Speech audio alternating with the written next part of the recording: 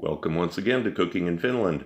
The last episode on the multicolored pasta seemed to be too technically challenging for a lot of viewers, so this one is rustic and very easy to make, as well as having a unique and delicious flavor. This is based on an ancient Roman recipe, although some food historians say that it's actually Iranian and that the Romans just copied it. There are some ingredients that might not be familiar to you. The first is lovage. Long ago this was popular and so common as parsley or basil is today, but these days it can be hard to find. You can substitute celery leaves, just the leaves, but it won't really be the same.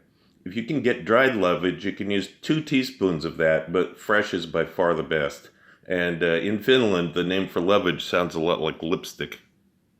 The fish sauce in the recipe is a replacement for garum, a Roman fish sauce. If you can get garum online, then it's even better, but a good quality Thai fish sauce is nearly as good here. Get a good one though.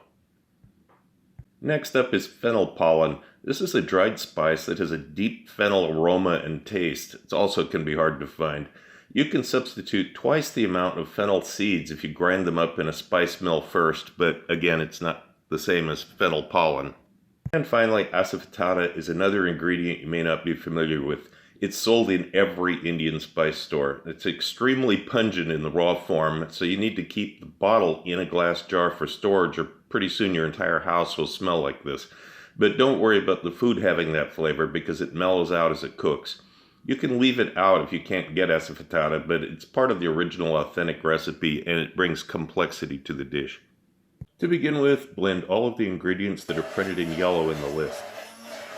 Not shown. If you're going to include potatoes with this, the cubes of potatoes should be boiled for about 6 minutes and then rested at room temperature. You want them slightly undercooked. Now line a glass or ceramic baking dish with parchment paper. When it comes time to clean up, you'll be very glad that you did.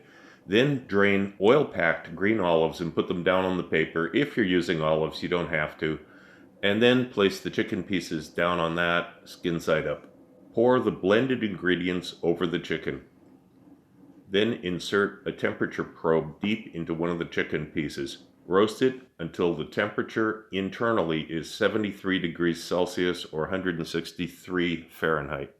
When the target temperature's been hit, remove it from the oven and let it rest at room temperature for between 30 minutes and about 2 hours. That makes this convenient for doing in advance and having it standing by. During this time, set the chicken aside and transfer the olives and sauce to a container.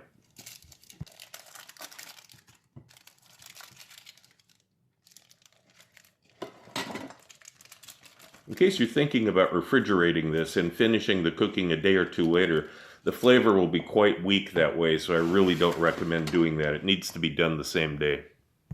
When you're ready to proceed, put the chicken on a baking dish along with potatoes and some of the olive and sauce mixture over the top of the potatoes. Preheat the broiler and place the dish about 15 centimeters or 6 inches from the broiler element. It should take about 10 minutes to brown, but broilers vary a lot, so you'll have to watch it carefully. I'm showing the final result here in rustic form. You can make this much better looking by removing the bones from the thighs first, but leave the skin on, and then put the potatoes and olives in a ring mold when you're plating it. Scatter some sautéed chanterelles around on the plate with a few streaks of reduced chicken glaze, and the same recipe becomes something worthy of a fine dining restaurant. Thank you once again for watching, and I have some good news for a certain member. I have been able to get out and move around some finally, so the lobster thermidor dish you requested will be coming next.